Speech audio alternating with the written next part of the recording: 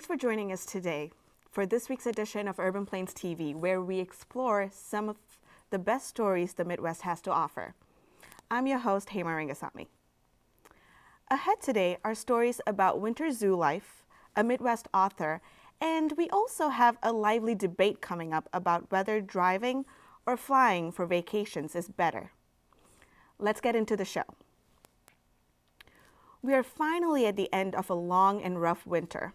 The record temperatures affected not only our day-to-day life, but it also meant that outdoor zoos in the region faced many challenges. Urban Plains Merrick Salaker visited the Des Moines Blank Park Zoo during the wintertime to see how the change in the weather affects the zoo business and animals. Here's a closer look.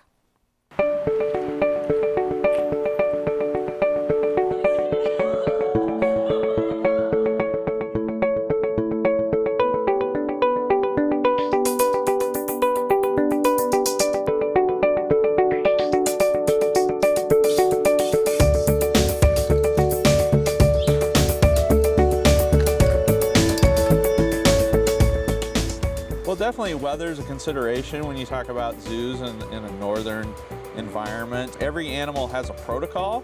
So the protocol states that the animal can go outside to whatever degrees is the low and whatever degrees is the high, right?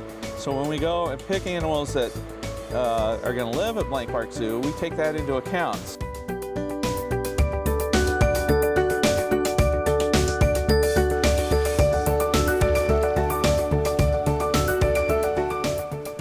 About events at that point and not about, having every animal in every exhibit, because that's just not going to be possible in the wintertime. It's not feasible and it wouldn't be right. So promoting the zoo in the wintertime is sort of difficult sometimes because a lot of people want to take advantage of the zoo when it's at its best, in the summer when everything's green out. But one of the best times to come to the zoo is in the wintertime because the animals are going to be more active. They're a lot of times not used to seeing people in the wintertime, so they'll actually oh, there's a person here. I'm going to pay attention to this person. You'll see that in our seals and sea lions. If you walk down there, they'll come right up to you sometimes in the wintertime, whereas in the summer, there's lots of people. They're sort of over it by that point. You'll definitely see different behaviors of animals when it's cold out versus when it's nice and warm out. I think coming out to the zoo is not something you think about in the wintertime, but it's definitely a fun experience. Say you're a member at Blank Park Zoo, you can actually get a good value. You can come out here, you don't have to be around the crowds. Get you out of that sort of that winter depression of it's always snowy and gloomy and all that, and it's more like, oh, this is more like it. I think there could be some good even health effects for coming to the zoo in the winter. So.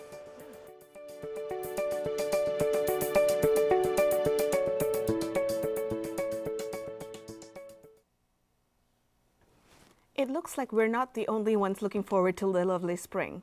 The animals at the zoo must be on board as well. Here in the Midwest, we have some traditions that seem rather odd to the rest of the country. We'd like to introduce a new segment on Urban Plains TV, Versus. Every week, we will have a lively debate about some of the quirks of living in the Midwest. This week, we tackle the age-old question, why does everyone in the Midwest drive vast distances on vacation road trips instead of flying? We gathered a group of UP staff members, some Midwesterners and some not, to debate driving versus flying for vacations.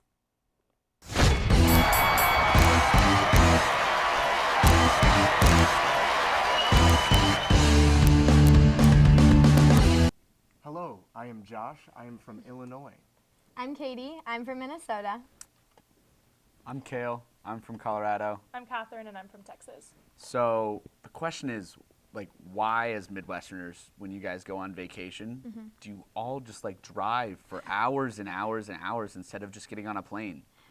Well, it's a part of the, going on road trips and going on vacations is a part of the whole journey, not just the destinations. When you drive, you're able to look at and see a variety of different places along the way versus just going straight to your destination. But isn't that kind of a waste of your time? For example, if you're going to Florida for a week and you have to drive 2 days each way and you only have a week off of work, then you only have 3 days in Florida instead of flying and having 7 days in Florida.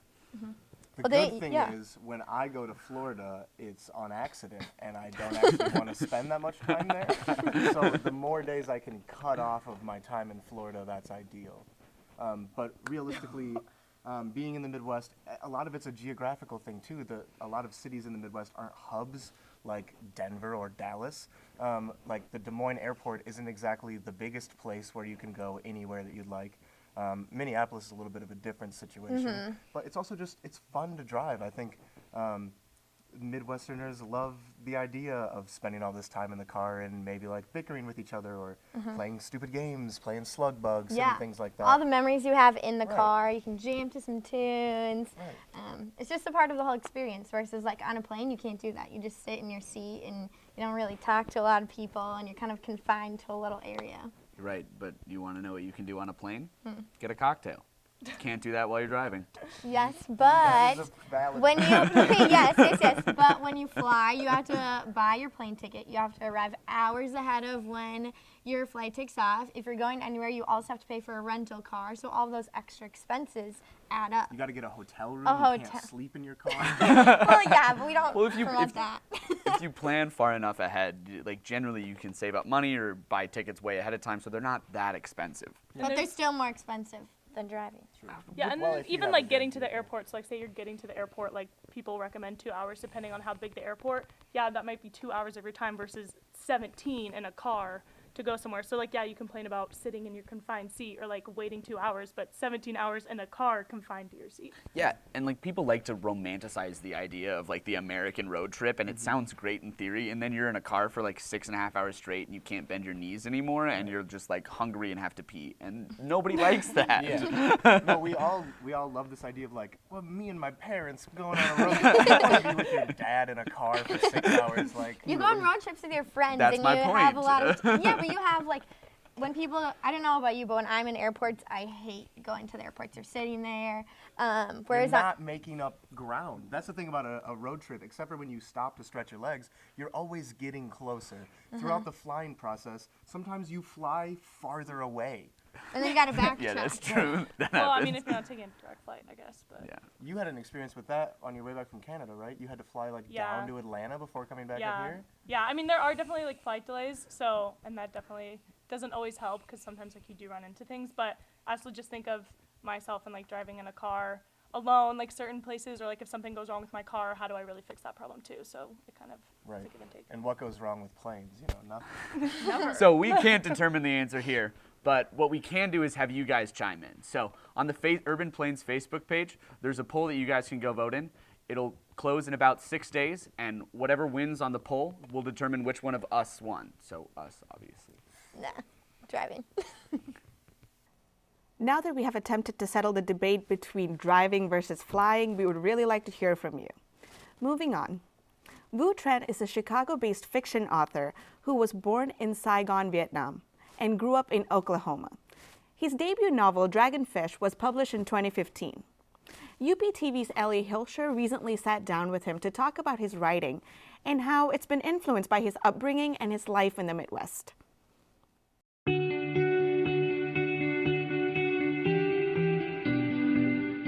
My name is Vu Tran.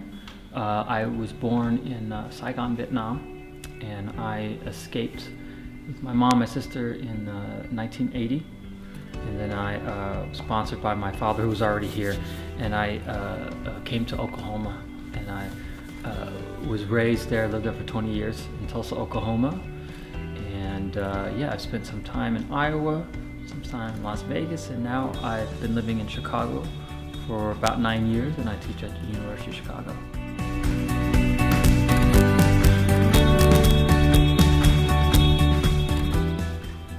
Most explicitly, my work is about Vietnamese people and Vietnamese Americans and the experience of immigration and being a refugee. You know, and more kind of indirectly, it's about, you know, I use aspects of my other aspects of my own life, whether it's people I know in my family.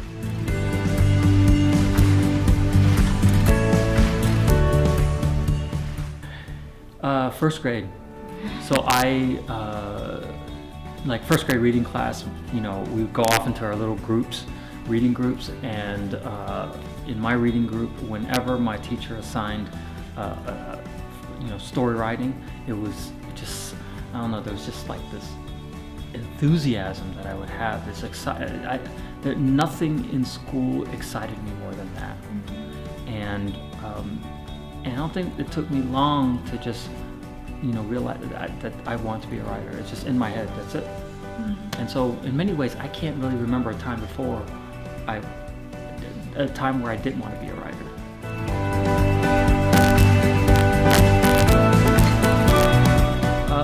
Yes, probably in ways that I don't even know, how could it not? But I think growing up in Oklahoma, in this part of the country, and in this kind of culture, my life is surrounded by artists and very liberal-minded, very, lefty people, and I tend to think that way, but at the same time, I've always had a kind of practical streak and a sense of, I hope, groundedness that I think comes from my upbringing in the Midwest or in Oklahoma.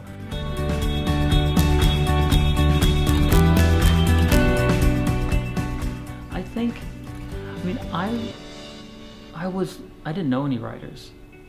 I didn't grow up on the certain pockets of the East Coast where you're surrounded by artists, and you're surrounded by elite prep schools and Ivy League schools. I never had a sense that I had access to that. On the one hand, I feel like that might have made writing feel less accessible to me, but at the same time, I never doubted it. Yeah. I never doubted that I could do it, and never doubted that I wanted to do it.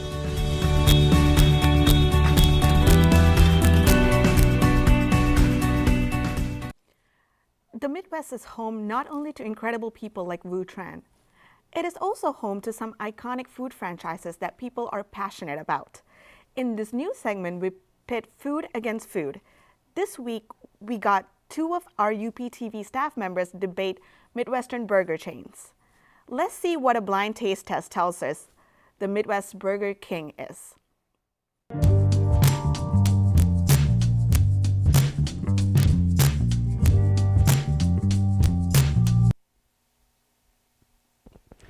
Hi guys, I'm Aaron. I'm sitting here with Sydney, and we are going to be taste testing some popular burgers in the Midwest. We got McDonald's, we have B-Bops, and we also have Culver's. So we're gonna put these blindfolds on.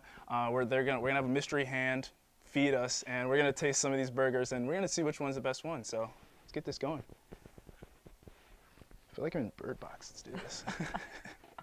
All right, first one. I don't know where the hand is. Yeah.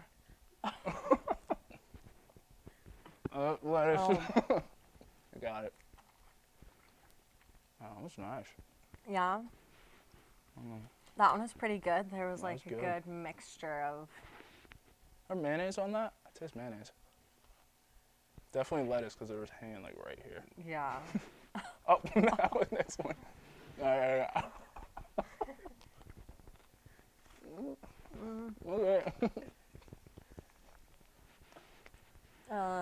How'd you feel about that one, Aaron?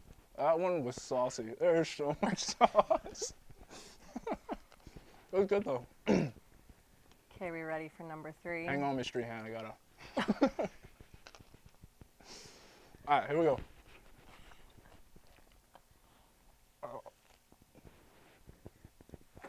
That one was a little. That was huge. Yeah, it's pretty big and kind of hard to do. I like that one though. All right, so that was 3 burgers. I'm gonna go ahead and slip this thingy off. I personally thought, I still have sauce everywhere, jeez. I personally thought that number 3, I liked really well. I like that one. I personally liked number 2. Number 2. Yeah. Number 3 was kind of hard. So, yeah, so number 2 is Culver's, and that's my pick. Number 3 was McDonald's. I guess that's not a surprise that I like that one the best because I like McDonald's. But in other words, guys, You guys tweet at us what you think is your favorite Midwestern burger. But thanks for tuning in with us. I'm still chewing a burger, but that was a fun segment. So. Now that we have settled the big burger debate here in the UP TV studio, thank you, Sydney and Aaron, for helping us find that answer. Next week, we'll be debating whether Midwesterners can tell the difference between popular light beers. Turning our attention now to a more serious topic. Animal homelessness is an issue that affects everyone. 7.6 million animals are in shelters across the country, and approximately 1.5 million animals are euthanized each year. Jordan Wilson is a member of our staff who is passionate about homeless animals. She went to a local shelter, the Second Chance Dog Rescue, and spoke to the owner to find the deeper meaning behind the phrase adopt, don't shop.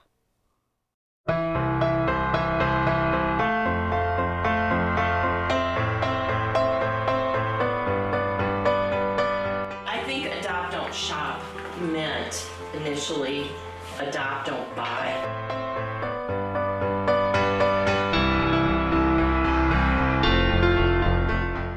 I think my biggest wish is people would pay more attention to temperament, personality, instead of looks.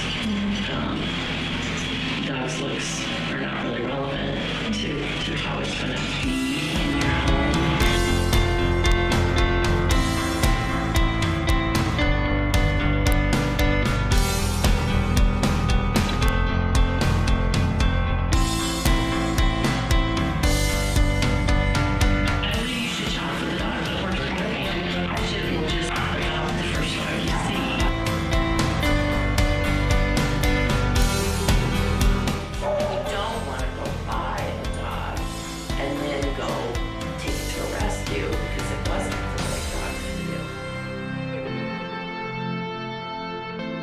Adopting definitely keeps dogs from being euthanized. Or if you're buying, those dogs probably aren't going to get euthanized.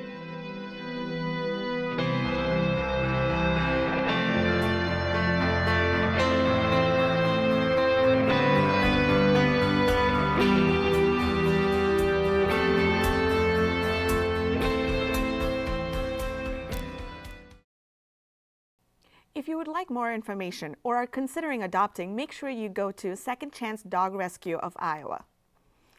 That's all we have for today, but make sure to tune in next Wednesday for the next edition of Urban Plains TV for stories about the DSM Book Festival, Midwestern-themed restaurants, and more. Don't forget to tune in for more debates on the Midwest Digest. Thanks for watching.